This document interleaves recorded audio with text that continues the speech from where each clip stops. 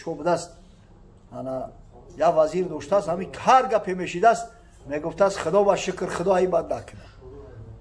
یک وقت شکار میروند در شکار اسیر میغلطند پلنده میغلطند بایی میگه بچه ای چی خیل شید پلین غلطیدیم این لشکری ما بجوشیده باشه بایی میگه خدا و شکر خدا عیبت نکنه میورن با درجه میزنن شو که پوستای بدنشو میداره بچه میگه من عمری سرم سویش بلوخ ندیده بودم این چی گپ شید خدا و شکر خدا عیبت نکنه. هم کپسولاش شیری چطور در کپسولا برای آدمای شیشاشو در میکنن کسایی قند دارن دردم خوب میکنن روغن خیلبه برای وسپلین گرده معده همچنین برای سنگ نمک گرده ریزوندن سمیونوان برای بزبله شیدن صابون شنگود است برای رو توزه کردن شامپونو است برای مویها رو ریختن راه گرفتن همچنین اپیمیدیوم پاستا چند ویدش است استیسولی ترکیه استیسولی یگیب دسته امپیلوس هسته برای پراستاتیت برای مردنگه و خواهد کردن برای گردش خون تیز کردن به حد یردم خوب میکنن. میگه خدا و شکر خدا عیبت نکنه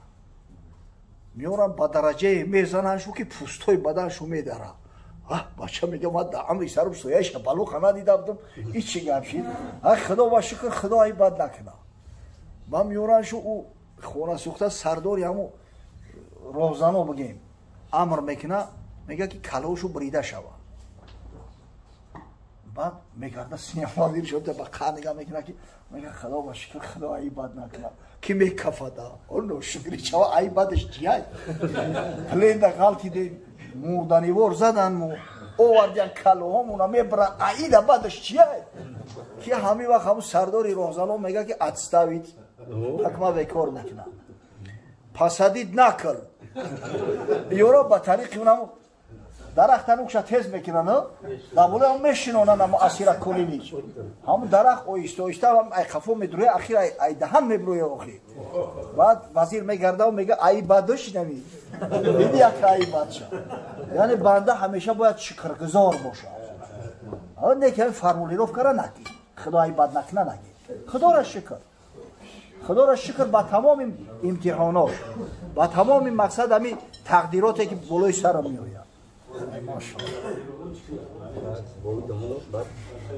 که طریقه سنتی خوب بهترین خوب چی است حضرت رسول الله صلی الله علیه و سلم با پهلوی راست خوب میکرد انمی بهترین طریقش انمی پهلوی راست خطی خوب کردن پهلوی راست اینا مثال حالت ضرورت اگر پهلوی راست یگان درد داشته باشه یگان ایله داشته باشه با تخته پشتم خوب کنی انشالله رخصت هست حالت ضرورت حتی با دست چپ هم اگر خوب کنی رخصت هست حالت ضرورت همین چیزی که پیغمبر نهی کرده است همین بشکم خوب کردن بشکم خوب کردن حضرت سخت نهی کرده یکی همین تا بشکم خوب نکنه اصلا بشکم خوب کردن عادت مردم فاسق فاجره است بعدم همین ارگانیسم دم زور میآید این همین طعام خورده باشی بشکم پرتو هم خزورت میآید که خوردگی در دهنت میزنه میپوشد اما هم طریقه بهترین سنتش براس خوب کردن است اگر هم پهلوی راست قطعی خوب کنی بعدا در پروسس خوب گجوی بگردی انشالله دیگهش بخیر است خوب که کردی دیگه هم عزیمت ساقط میشود اما خوبی تو طریق سنتی حساب میخوره خب کلمه سریع را پرسیدم بگوی حاجی کنیزک سریع میگن یعنی هم عادتا کنیزکو زنای میشیدن که در هنگام جنگ در اسارت میغلطیدن اسارا همواره میگرفتن اویسته کنیزکی میکردن بعد میوردن در بازار میفروختن کوخی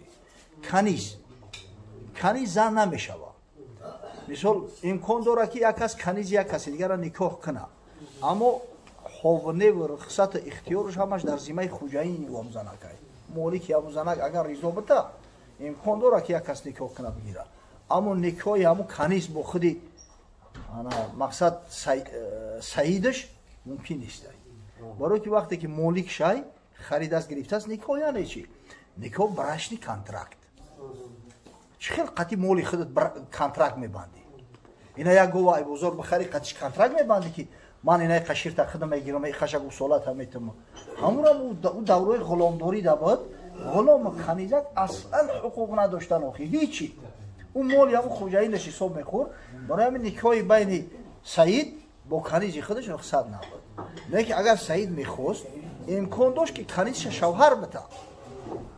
ҳатто имкон дошт ки каниз шавҳари озод бигира, ягон каси дигарам бигира. Аммо худи Саид қади никоҳш дуруст нест. хуб ҳамин қавл зиёд аст ки мақсад аз хок аз об неки ҳамин қавле ки роҷиҳтар аст ҳамин аст ки мега ки худованд ҳайвоноеро ки дар об таваллуд мешаванд аз об халқ мекардагиай. дар об таваллуд шуда дар обай. ҳайвоноеро ки таваллуд шуда хишке ай хок халқ кардагиай. аммо гап дар сари ин аст ки ҳар зотеро вақте худои таоло халқ мекуна, аммо первенисша бигем дака чизи аввалша, нусхаи аввалша. албатта дар ӯ хоки тоқа нест ёки. мақсад обам ҳастанд. ҳамин 4 унсур ҳастанд. 4 унсур. Ки ҳамин дунёро худои таоло ба ҳамин 4 унсур халқ кардагиай. дар оятҳои Қуръон вақте мебинем Аллоҳи залҷалол мегӯяд ки Аллоҳу лази халақа кулла шайъин минал мо. Аллоҳе ки тамоми ашёро аз об халқ кардааст. агар асл бигирӣ ҳатто осмонам аз ҳубоби об халқ шидагиай. аз ҳубоби об. аммо дар инҷа аксари муфассирон мегӯянд ки ғараз аз ҳамин обе ки зикр шудааст, яъне ҳамин натфаи оби манӣ. тамоми ҳайвонот мақсад нарш модаш қати бояд муомила кина ва ҳамин оби манӣ хориҷ шава ку. об гуфта ғараз ҳамонро дар назар дорад. аммо дар ҳамин зим дар тафсирон мегӯянд ки ҳамин қавли роҷиҳаш ҳаме ки худои таоло ҳар ҳайвонеро ки таваллудаш дар обай ай об халқ кард, ҳар ҳайвонеро ки таваллудаш дар хокай ай хок халқ кардагиай. зеро бо ҳамин хок мешаванд. худои таоло фардо рӯзи қиёмат ҳама ёро я ҳашр мекуна, зинда мекунаву то ин ки қисос карда шаванд. анам ҳайвонот ҳам мепурсанд ки ҳамин қати чӣ хел муомилаву муносибат дошт соҳибат. баъдан вақте ки ҳама гувоҳӣ доду халос шуд, ба амри парвардигор ҳамаш бо ба хок мубаддал мешавад. аммо ое ки обиян ҳамо об мешаванд, охир дига аз обанд. худо ҳифзтон кунад. мавлуҷон дар ҳолати ҷанобат пӯшидан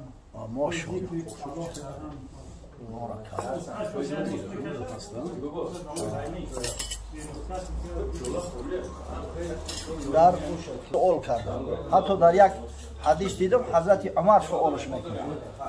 ё Расулаллоҳ, аяъкулу аҳадуна ав яшраб ва ҳува ҷунуб? оё дар ҳолати ҷанобат як нафари мо ҳаққи хӯрдан ё ошомидан дорад? ҳазрат гуфт наам изо таваззаа. бале гуфт вақте ки тоҳорат кунад. ҳамин вузӯ бигирӣ, агар тоҳорати дастурвай ку, агар ҳамин ха кардӣ бе ягон кароҳият хӯрдану ошомидан барои рухсатай.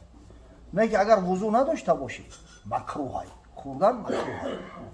ана зикр замони пайғамбар саллаллоҳу алайҳи ва саллам ҳамеша ба зикр тар буд. ҳаргиз аз зикр наистода буд ҳазрат. дар вақти ҷанобат ояи Қуръона хондан мумкин истай. аммо зикрҳо дурустай ла илоҳа илаллоҳу субҳаналлоҳу алҳамдулиллоҳ ин зикрҳо рухсатанд. ҳатто мегӯянд як ҷо як муллора дар китобҳои фиқҳӣ омадааст. шаб меоянд ҳам бечора кордарғилоф вай ки меоянд дара мезананд ки абача будав ки ҳамсоят дар сакаротай. омад мисол саросима ӯ дига вақти успед намекунад ку як ҷои ғусл карда метуна. вақте ки об ҳастай таяммумам дуруст намешава. ями меоя мегаву ҳаққи Қуръон хондан надора болои умаида. аммо калимаи шаҳодатро талқин карданаш мегирад. ашҳаду ан ла илоҳа илаллоҳ ва ашҳаду анна муҳаммадан абдуҳу ва расулуҳ. ҳаминро талқин кардан бигира умаида. машоаллоҳ. машоаллоҳ. چه خوب مولویان داد همین کلانسورا بعض کمتر قدرت دارن کمی درو گفتن میگن رفتیم پیدا کردن اما میدونم که درو گفته مشکلی خط کنی یا که یگون چی بونه که پیشش برا اگر علاج امکانش باشه بفهمونش که جورا دروغ نگو. اگر دکازات کرده بتونی چقدر دکازاتش میکنی برای همه عمرتا ضایع نکرده پیش دروغ گفتن گناه کبیره است. آدمی که دروغ مرتکب گناه کبیره اگر به ضرورت دروغ بگه قطعی همون دروغ صحبت کردن خودش مکروه است. گومش که هم تری را برای پیش کارو بشه. Разговаривал, 12 можно, да?